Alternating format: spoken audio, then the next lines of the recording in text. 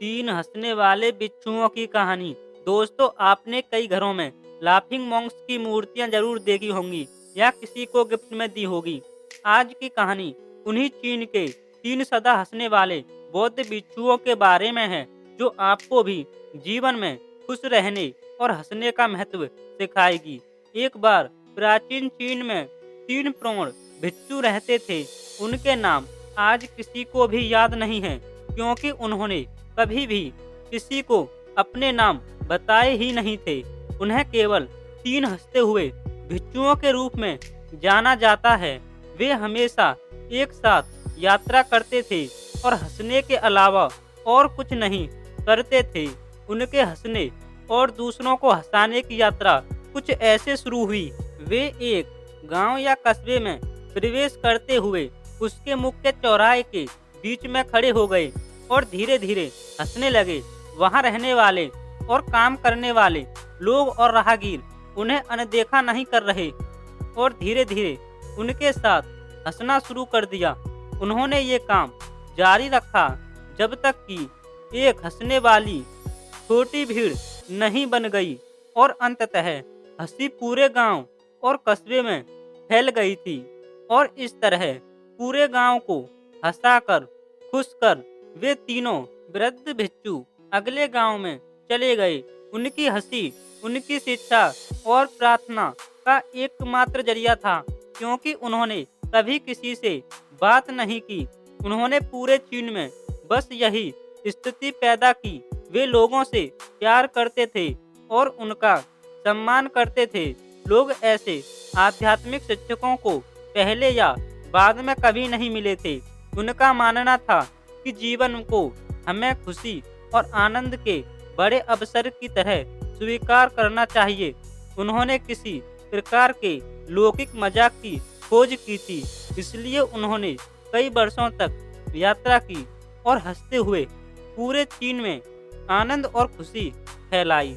जब तक कि एक दिन उत्तरी प्रांत के एक विशेष गांव में रहते हुए उनमें से एक की मृत्यु हो गई।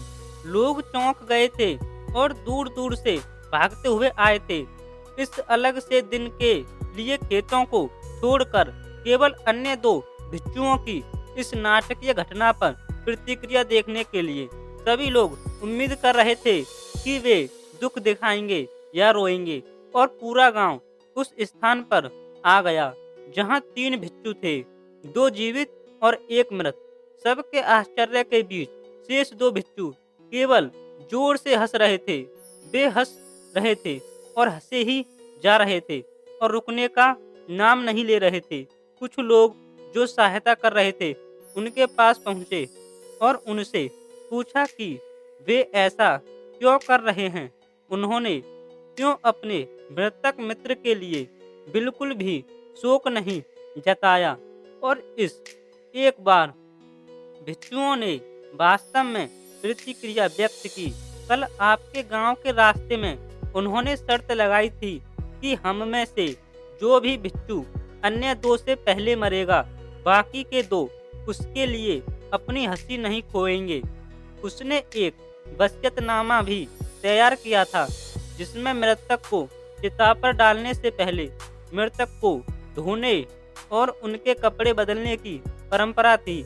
लेकिन बूढ़े साधु ने स्पष्ट रूप से कहा था उस पर पुराने कपड़े छोड़ने के लिए, क्योंकि वह एक दिन के लिए कभी भी मैला नहीं हुआ था।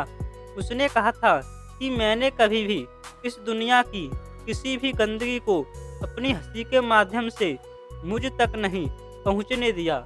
उसकी वसीयत में कहा गया था कि बूढ़े भिक्षु के शरीर को उसके कपड़ों के साथ चिता पर रखा जाए।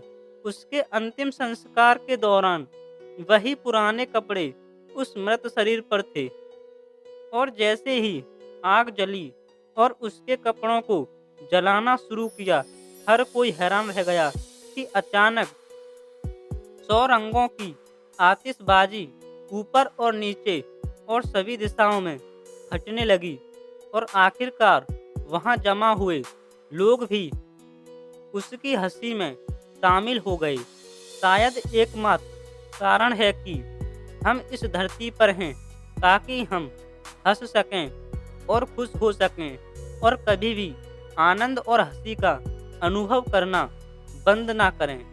दोस्तों, आपको यह कहानी अच्छी लगी हो तो इसे लाइक ज़रूर करें और इसी तरह की कहानियाँ सुनने के लिए हमारे चैनल को ज़रूर सब्सक्राइब कर लेना। धन्यवाद।